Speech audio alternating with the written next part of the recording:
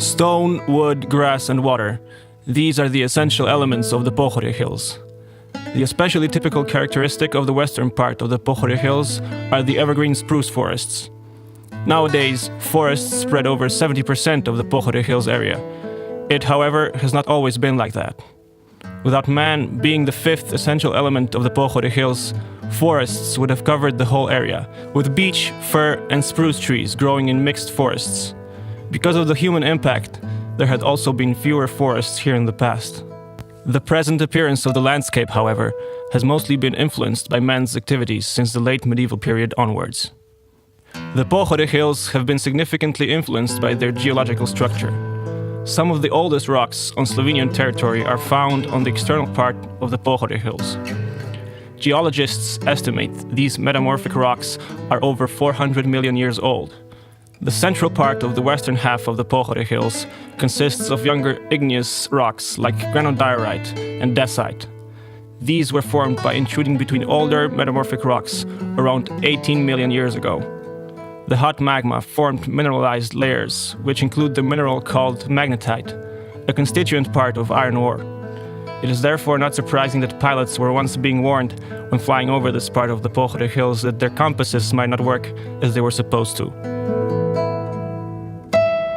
Throughout years, trees and wood have had an important role in the lives of the people of the Pohorje Hills. It is commonly said that everything was once wooden in the Pohorje Hills area, with only the sewing needle being made of dogwood.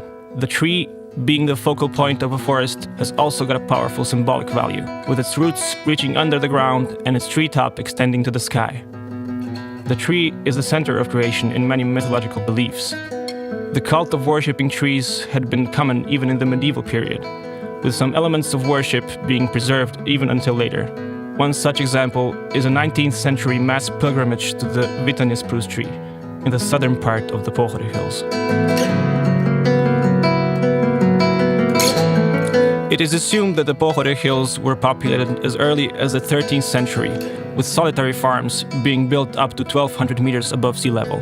Historical sources state that in the 15th century, every other farm was herding sheep. Nowadays, only the geographical names remind us of the times of shepherds. Two examples of this are Ovčarjevo and Pastirski Stol below Črni Vrh Peak, the highest peak of the Pohorje Hills. Livestock was already grazing below the highest points of the Pohorje Hills in those times.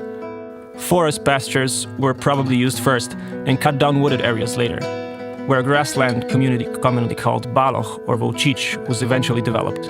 It was named after the hardness of the prevailing grass, which would only be eaten by oxen. Oxen were the animals used right up to the Second World War for carrying mown grass from the highest slopes of the Pohorje Hills to the valley. The way trees were cut down in those times was called fratarenje. A frata was an area cleared of trees where the remains of the trees were burnt. Potatoes were planted in these areas in the first year, whereas oats or rye were sown in the second, with seeds of spruce trees being mixed with the rest, springing up the year after. The above-mentioned diverse geological developments in prehistoric times contributed to the formation of iron ore. Old 18th century maps show the approximate locations of former mines in the area of Mount Mala Kopa and Mount Velika Kopa, as well as the locations of ironworks which were in operation in the Mislinja river trench. The river Mislinja was exploited for its mechanical power, and charcoal was used as a source of thermal energy. For this purpose, beech trees from the forests of the Pohorje Hills had to be cut down. The trees were turned into charcoal by being heated inside charcoal piles. The ironworks in Mislinja was one of the most important ironworks on Slovenian territory in the second half of the 18th century, as well as the first half of the 19th century.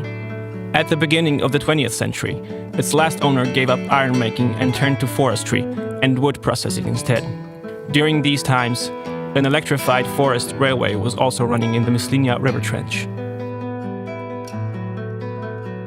The great need for wood and the cutting down of forests resulted in some significantly desolate areas. Because the cut-down areas did not regenerate naturally, the landowners would burn them down and, following the farmer's example, sow grains mixed with spruce seeds there. The result of such reforestation of the Pohorje Hills are today's vast secondary spruce forests. The wood was taken from forest work sites to the valleys by using long timber water slides. Foresters spent most of their time at work sites deep in the forests of the Pohorje hills, where they were staying in humble dwellings covered with bark. This kind of a dwelling is therefore called skorjanka. A replica of such a dwelling can now be seen and visited in Kope.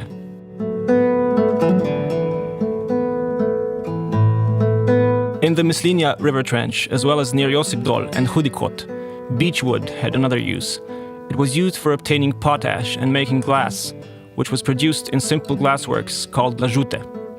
The products of former glassworks across the Pohorje Hills area can now be found in a museum in Josipdol. Granodiorite has been quarried until recently in the quarries near this village on the northern side of the Pohorje Hills. In the first half of the 20th century, a railway from Josipdol to Podvelka was even built for this purpose. Only stone remains now to testify of the former railway line. The stone-cutting hammers and tools have long been out of use now, but the Cultural and Ethnological Society in Josipdol keeps the memory of stone cutting alive at their open-air museum.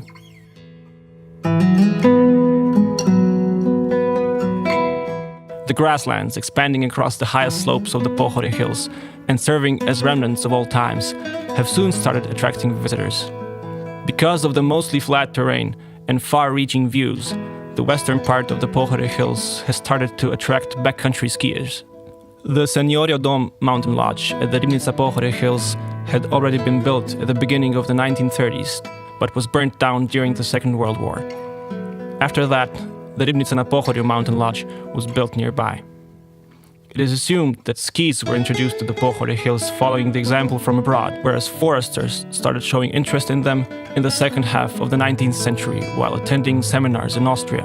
It was not long before the locals also mastered the making of skis. They were called long snowshoes in some areas, which is an indication that the locals knew snowshoes and were using them before skis. Nowadays, forestry and free time activities are the main activities in the Pohorje Hills, whereas the nature of the Pohorje Hills itself is environmentally protected. Because of the far-reaching views and forest clearings, the grasslands of the Pohorje Hills still attract many visitors. Environmentally important habitat types, as well as animal and plant species across grasslands, are a result of a fusion of natural features and past human activity across the Pohorje Hills.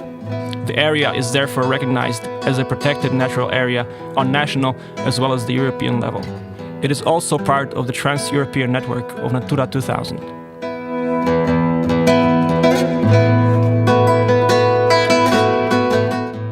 The Pohorje Hills grasslands, being the remnants of the former cultural landscape, are now covered in diverse grassland plant species, with madgrass as the predominant species having evolved on acidic soil with few nutrients. Common heather, bilberry and lingonberry can be found in areas with fewer nutrients and water. Rowan, with its bright red fruits, grows in grassland areas with more sunlight. The fruits of bilberry, lingonberry and rowan are an important food source for wood grouse and black grouse. The Pohorje Hills grasslands are also the only Slovenian habitat of the cranberry blue butterfly. As it is commonly said by those of us who return to the Pohorje Hills forests and vast grasslands times again and no matter the season, when we let ourselves see, feel and hear the Pohorje Hills the way they are, they forever become a part of us. As the Austrian visionary and artist Hudrap said, "You are a guest of nature, behave." We are guests in nature, and if we behave accordingly, the Pohorje Hills will gratefully reward us.